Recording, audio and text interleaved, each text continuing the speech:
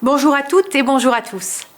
Même à distance, quel plaisir de pouvoir prendre la parole à l'occasion du Before Seed Tech Week.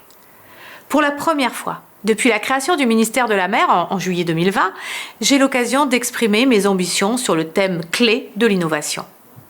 Quelle que soit sa forme, l'innovation est étroitement liée au ministère de la Mer, car elle a toujours été au cœur de l'exploration et de la préservation océanique. L'océan reste un univers encore trop mal connu.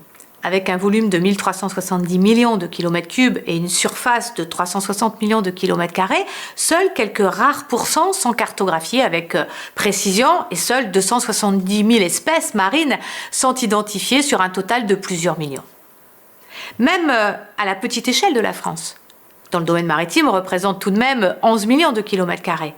Nous ne disposons pas des moyens en mer nécessaires pour couvrir tous les enjeux de connaissance, de souveraineté, de protection et de développement.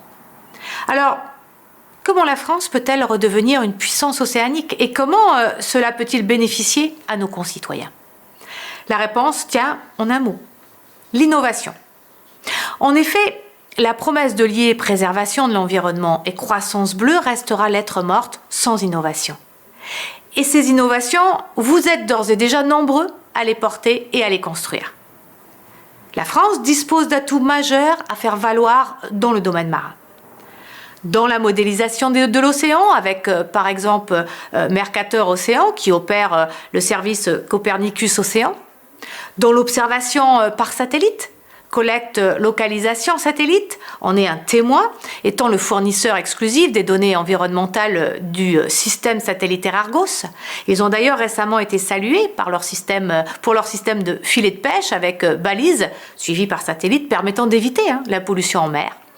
Dans le traitement de l'information, et je pense ici au centre d'expertise français dédié à la sûreté maritime, le MICA Center, dont les compétences sont reconnues dans le monde entier. En bref, nous avons les compétences, nous avons les expertises.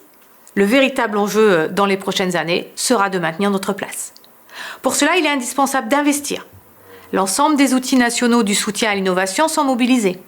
Les incubateurs, les pôles de compétitivité, le fonds démonstrateur du PIA ou encore le plan de relance. Il est inconcevable, et je voulais vous le dire ici, que des porteurs de projets innovants soient baladés de guichet en guichet.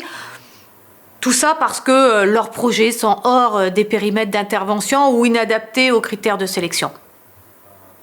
J'aimerais vous exposer deux ambitions très concrètes d'investissement qui illustrent ma stratégie.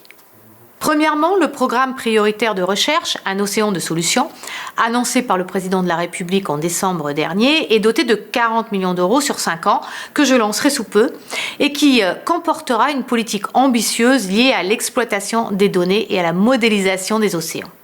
Deuxièmement, trouver avec vous les outils les plus adaptés afin de mieux valoriser l'ensemble des données dont nous disposons sur le milieu marin pour servir la connaissance, le développement et la protection. Avant de conclure, j'aimerais insister sur un point crucial. L'océan est un bien commun. Cette valeur affirmée par le président de la République lors des assises de l'économie maritime en 2019 est cardinale, y compris dans notre démarche d'innovation. J'en veux pour preuve l'appel à innovation lancé par RTE et la communauté urbaine de Dunkerque pour imaginer des co-usages sur la sous-station d'un parc éolien en mer. 230 projets ont été reçus, en provenance du monde entier, que ce soit par des entreprises ou par le milieu académique. 3 projets ont été retenus à vocation économique, scientifique et artistique. Cette approche qui consiste à identifier les lieux d'innovation, à accueillir les idées, d'où qu'elles viennent, à accompagner les plus stimulantes et prometteuses dans leur développement est indéniablement la meilleure. C'est cette approche que je défends pour l'innovation en mer. Soutenir l'innovation, c'est aussi rendre hommage au Océan Hackathon, mis en place chaque année depuis 2016 par le Campus mondial de la mer, et dont le concept simple et efficace a largement fait ses preuves. Répondre en un temps limité à des défis concrets par un projet innovant avec un démonstrateur.